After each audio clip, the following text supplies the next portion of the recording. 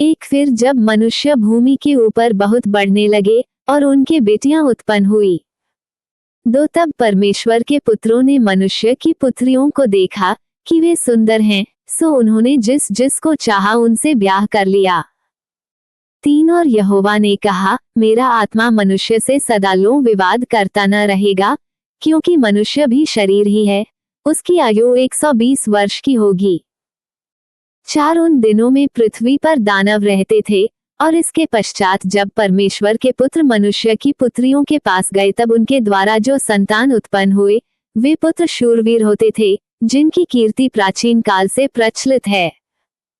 5 और यहोवा ने देखा कि मनुष्यों की बुराई पृथ्वी पर बढ़ गई है, और उनके मन के विचार में जो कुछ उत्पन्न होता है सो निरंतर बुरा ही होता है। 6 और यहोवा पृथ्वी पर मनुष्य को बनाने से पछताया, और वह मन में अति खेदित हुआ।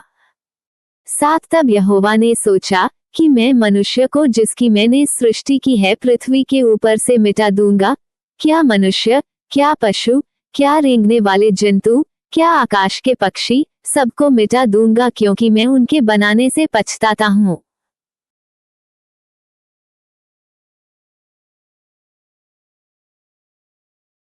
8 परंतु यहोवा के अनुग्रह की दृष्टि नूह पर बनी रही। 9 नूह की वंशावली यह है।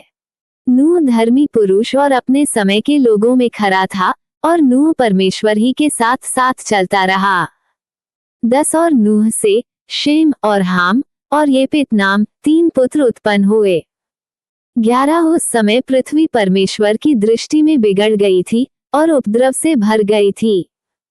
12 और परमेश्वर ने पृथ्वी पर जो दृष्टि की तो क्या देखा कि वह बिगड़ी हुई है, क्योंकि सब प्राणियों ने पृथ्वी पर अपनी अपनी चाल चलन बिगाड़ ली थी। 13 तब परमेश्वर ने नूह से कहा, सब प्राणियों के अंत करने का प्रश्न मेरे सामने आ गया है, क्योंकि उनके कारण पृथ्वी उपद्रव से भर गई है, इसलिए मैं उनको पृथ्वी समेत नाश कर डालूंगा। 14 इसलिए तू गोपेर वृक्ष की लकड़ी का एक जहाज बना ले, उसमें कोठरियां बनाना और भीतर बाहर उस पर राल लगाना।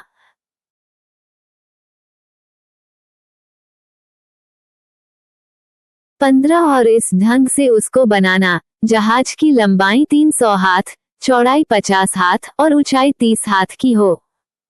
16 जहाज में एक खिड़की बनाना और इसके एक हाथ ऊपर से उसकी छत बनाना, और जहाज की एक अलंग में एक द्वार रखना, और जहाज में पहला, दूसरा, तीसरा खंड बनाना।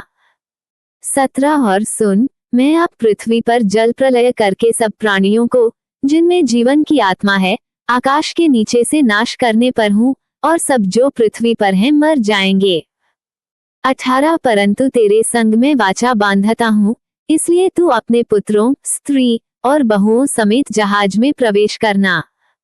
19 और सब जीवित प्राणियों में से तू एक एक जाति के 2-2 अर्थात एक नर और एक मादा जहाज में ले जाकर अपने साथ जीवित रखना।